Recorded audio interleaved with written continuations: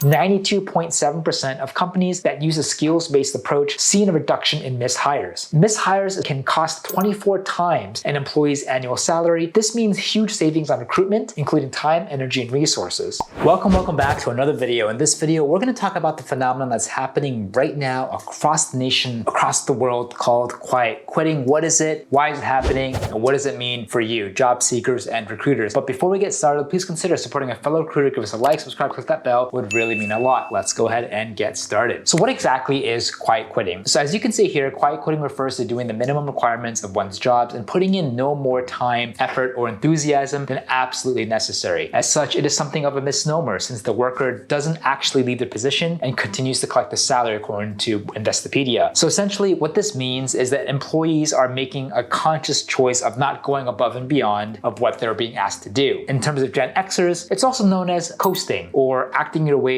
or just working and not really being proactive or pushing yourself. So according to Brian Creeley, a corporate recruiter who created TikTok about this phenomenon really kind of started in the pandemic. There are many videos on social media, internet, TikTok specifically, that really discussing this trend with the hashtag quiet quitting. Now, what does this mean for Gen Zers? So Gen Z is actually disrupting the hustle culture and is really looking for more of a work-life balance compared to the older generations, in addition to the whole continuing effects of the Great Resignation era. So if you're wondering, like, why are employees quitting? Well, it's a response to workers feeling just absolutely exhausted from unmanaged work stress. Workers honestly have lost meaning, not engaging. They're like, why am I working? There's no point to it. It's just clock in, clock out, doing the same thing over and over again. And of course, economic challenges. Some examples of quiet quitting range from only working during work hours or the weekends, not really going above and beyond that, not really responding to emails or messages after work hours or weekends. And the biggest thing I want to highlight here is that overall, just people have lost their meaning or connection to work. They just completely feel checked out. They lack enthusiasm, and people are just starting to choose what they want to do instead of choosing just based on conventional factors like a salary. What do I mean by economic challenges? Well, many are forced to take jobs to make ends meet. They may not love the job, they may not feel connected or passionate about the job, they're just doing it for the paycheck. And the economic climate, honestly, what we're going through right now in 2023 is really making it challenging than ever for most people to make a living doing what they love. So there are a variety of different signs of a quiet quitter in case you're curious. It goes from employee disengagement, decreased productivity, lack of initiative, contribution, decreased interaction, communication, and increased absenteeism. So let's quickly go through that. So when it comes to employee engagement, Gallup study basically found that in the US, employee engagement dropped by 4% between 2020 and 2022 to 32%, while the number of disengaged workers rose to 18% over the same period. So why are employees disengaged? Well, for a variety of reasons. Number one is burnout. Factors such as unmanageable stress levels and lack of support for employees, KPIs, micromanaging, really being pushed to do the extreme and not really getting too much ROI from it. Possibly poor work-life balance, clocking in super early, demanding to stay at the office super late, only go home, you hardly have any social life, let alone to eat dinner, go to bed, and just doing the same thing over and over and over again, spread across years. Lack of recognition and appreciation. What does that mean? Employees might not feel employers are not really seeing, acknowledging their efforts, and they won't see the point of investing their energy. If I'm gonna work hard for you as a company, I wanna be acknowledged, I wanna be respected, at least I wanna get a kudos or hats off. If that doesn't happen, then, and I'm sure you can relate, if you're watching this, you can't really just put in work over and over and over again. You're gonna just slowly start feeling disfranchised, disengaged, and overall your work productivity is gonna go lower because you're like, what's the point? Overall, it also comes with dissatisfaction with your job, right? Not everyone can have a position that you love, but without passion behind the work, employees might invest less time and energy. What are some factors that are related to dissatisfaction? Well, number one could be poor compensation, right? When compensation doesn't match the value of an employee's output, there's less motivation to put in the extra work that companies need to be successful. There's also possibly maybe no clear advancement periods. If you're not only getting paid, but there's no room for growth, or you don't know what your future will look like on a team and for the company, why would you stay longer than you should? Clear stagnation is also a reason to quiet quit your job. The promotions recognize hard workers for a job well done, and honestly, without them, employees would just feel like they're just not appreciated. There's also decreased productivity. So when reliable go-to employees cuts back on special projects, this is a sign possibly they're realigning their workload and focusing on themselves or doing things that gives them more fulfillment. Lack of initiative, what does that mean? Well, when a team member or employee fulfills only the requirements and not stepping up to help their coworkers like they usually do, it could be another sign of quiet quitting. Decreased interaction and communication, when an employee doesn't pay attention, contribute ideas,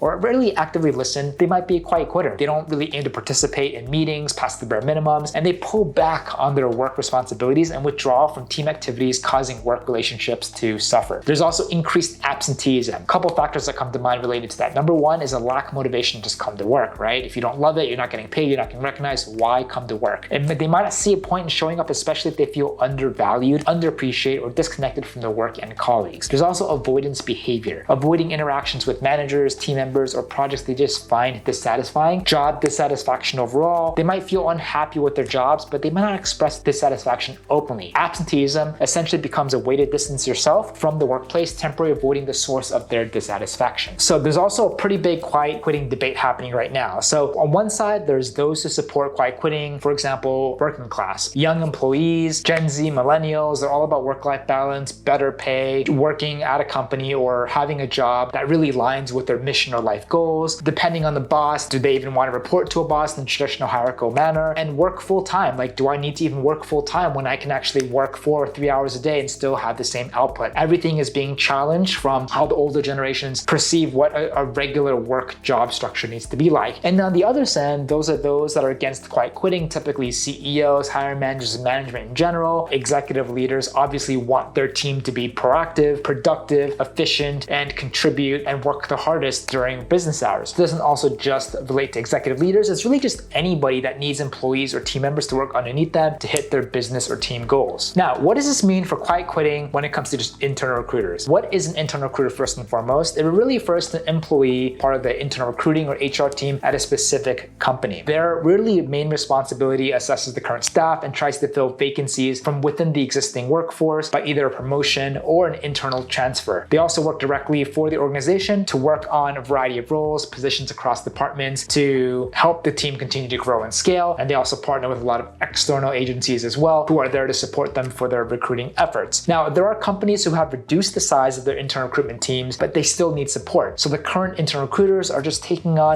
more and more responsibilities. And what we've also seen at this time, the shooting in 2023, is just layoffs after layoffs specifically against corporate internal recruiting, which is so sad to see. These are some of the signs of quiet quitting for internal recruiters. One of the major signs is just getting phased out or just changing job titles. But here in this slide, I just want to really talk about how does quiet quitting impact internal recruiters. Number one, reduced pool of candidates, right? What does that mean? Quiet quitting means that employees are disengaging and may not express their intentions to leave formally. This reduces the pool of internal candidates available for promotions or transfers. Internal recruiters might find it challenging to identify suitable candidates for vacant positions within the organization if employees are not openly communicating their career aspirations or interests. A lot of times when openings happen, people look internal, right? The message board, they get pinged saying, hey, whoever's interested, please apply. But, as we just talked about here, if a lot of employees are just already checking out, it's hard for the internal recruiters to be able to do their job, and they're just essentially going to be forced to look outward to source and find new talent to come in. It also means internal recruiters could have an increased workload. With more employees just quietly quitting, this means naturally internal recruiters are dealing with increased workloads. They essentially may need to invest more time in talent sourcing, conducting in-depth assessments, going to fairs, and just persuading employees to consider internal career opportunities. The third is limited employee development opportunities. Quiet quitting can lead to a lack of motivation among employees to participate in training programs or skill development initiatives, as they might perceive these efforts to be completely useless and no value. This limits the potential pool of candidates again that internal recruiters can consider for a promotion, as employees might not actively be investing in their professional growth within the organization. The next is increased competition for internal roles. What this means is that employees who are aware of the trend of quiet quitting might essentially become more proactive in seeking internal career opportunities, leading to increased competition for a limited number of vacancies. Internal recruiters might have to manage this heightened competition and ensure a fair and transparent selection process. Quiet quitting can essentially make long-term strategic workforce planning more challenging. Internal recruiters will essentially rely on accurate data and employee feedback to plan for future talent needs. If employees are leaving quietly without any formal communication or heads up, it becomes really difficult to anticipate and address potential skill gaps in the organization. Lastly, the impact on just employee morale. A constant undercurrent of team members quiet quitting can affect the morale and the culture of both employees who are disengaging and remain in workforce. Internal recruiters might need to work then more closely with HR to implement strategies to boost morale, retain talent, and ensure that employees are motivated to stay and explore internal opportunities. While we talked about internal, what can quiet quitting mean for external recruiters? An external recruiter is basically an independent, third-party recruiting team professional who finds qualified candidates for a job opening. Recruiters at staffing, recruitment companies, or firms or agencies don't really typically work for any specific company, and various organizations often hire them to find best talent. So unlike internal recruiters who work at one company, recruiting professionals on the third-party external side work at recruitment agencies working with a lot of different types of companies. How are external recruiters impacted by quiet quitting? quitting. Number one, limited access to information. So us external recruiters rely on open communication with organizations and potential candidates to match the right talent with job openings. When employees are quietly quitting without formal notice, it becomes challenging for us on the external side to identify available candidates, especially those who might be excellent fits for specific roles. There is no way to tell if someone's actively looking, passive looking, or even thinking about quitting or already quiet quitting. Reduced candidate pool. More employees are disengaging without expressing their intention to leave. This essentially reduces the talent pool available for external recruiters. How? Well, we might have to work harder to identify potential candidates and persuade them to consider new opportunities even if they're not actively seeking a change or they're currently mentally already checking out their current job. Increased competition. External recruiters, they face increased competition for a limited number of candidates actively facing for new opportunities. Heightened competition can make it really more challenging for recruiters across the board to secure the attention of qualified candidates, leading to a longer and more intensive recruitment process. Need for more proactive talent sourcing. Us external recruiters may need to invest more time and resources in proactive talent sourcing strategies such as networking events, social media outreach, industry-specific platforms to identify and engage with potential candidates who are not actively applying for jobs but might be open to new opportunities. There's also adaptations of recruitment strategies. We have to adapt our recruitment strategies. How? Well, number one, you can build stronger relationships with passive candidates. We can understand better, active listening, go on a deeper level about their career aspirations. We can also create more compelling job opportunities that attract talent professionals who are not actively job hunting. Client expectations. Well, quiet quitting can lead to delays in finding suitable candidates, which might put more pressure on us external recruiters to meeting client expectations despite these challenges posted by the reduced and more nebulous candidate pool. And lastly, candidate retention concerns. So if quiet quitting is prevalent within a specific industry, let's say it's prevalent in tech, there might be concern about candidate retention specifically for those that we placed at clients. How would you know that that candidate would be great 30, 60, 90 days from now, or they'll quit within the first 3 weeks, or maybe even sooner? It's very important to do check-ins with your candidates post-placement to make sure everything's okay and to make sure retention will not be an issue. All right, now let's talk about what are some of the best practices to address quiet quitting. Number one, schedule a brief conversation, right? Communication is a huge part of employee engagement, regardless if they're on-site or remote workers. Schedule a one-on-one conversation with each employee to see how they're doing with work. This should really be a meaningful conversation where you'll want to listen more than you talk. Don't also feel defensive and angry when the employees tell you what's wrong. And I also think you should write down the feedback and figure out collaboratively how you can incorporate to improve your company. Finally, encourage managers to have one-on-one regular meetings with employees. These conversations provide a platform for employees to express concerns and frustrations. Managers should actively listen and show genuine interest in employees' well-being. The second is discuss the responsibilities in detail. You want to provide opportunities for career development and growth within the organization. Employees are more likely to stay engaged when they see a future for themselves within the company. Conduct exit interviews. Conduct really good professional exit interviews to understand the reasons behind resignations, including quiet quitting. Use this feedback to identify patterns and make necessary changes. Lastly, really show that you care. Leading with empathy and fostering culture involves remarkable communication. This will help you create a personal connection with many employees and make them feel like they're an essential part of the team. So how can you prevent quiet quitting? Skills-based hiring basically involves assessing candidates based on their skills rather than qualifications, experience, or connections. But then you're wondering, well, how does focusing on skills help prevent quiet quitting? It lets you recruit the right people for the right job. By focusing on skills in recruiting, you get access to a wider pool of candidates who haven't followed traditional education or career pathways. Talent assessments, take-home assignments will allow you to get a better feel for a candidate's potential success in the role. What are different types of assessments? You can do a culture add test, which determines a candidate's ability to add to a company culture. Critical thinking test, identify candidates who can evaluate information and make sound judgments using analytical skills. You can do a problem-solving test, which determines a candidate's ability to use analytical skills to evaluate and respond to complex situations, or even an intermediate math test that find candidates who can work well with others. Skills-based hiring, according to Dr. Kyle Elliott, may help reduce quiet quitting by focusing on employees' talents rather than business needs and goals. While business needs and goals will undoubtedly shape resource allocation, focusing on skills can prevent quiet quitting by ensuring you're hiring the right people for the right roles at the time. Skills-based hiring also lets you recruit people to do what they love and do it well. Skills-based hiring helps you filter out the candidates who aren't suitable for the position and allows hiring managers to spend more time with those promising candidates. 92.7% of companies that use a skills-based approach see a reduction in missed hires. Missed hires essentially, if you're wondering, can cost 24 times an employee's annual salary. This means huge savings on recruitment, including time, energy, and resources. Skills-based hiring also allows for continuous employee growth and development. You can use talent assessments for ongoing skill development to assess current skills and identify gaps and areas for improvement. It also improves your overall internal mobility as well. Skills-based hiring ties skills development into career pathway mapping, showing putting people where they could be in X amount of years moving forward and which skills they need to develop to get there means they're more likely to stick with the organization and stay engaged in the current role. Talent assessments help you map out a career development plan by showing you where employees' strengths lie and which skills they need to achieve their goals. Finally, it allows you to measure motivation. Using skill-based talent assessments helps you understand how motivated an employee is about reaching their goals. This gives you a clear picture of the type of employee you're hiring and whether they're prone to low engagement. The second thing is quiet hiring. What that means is when a company either works with contract workers or asks current employees to do things outside of their job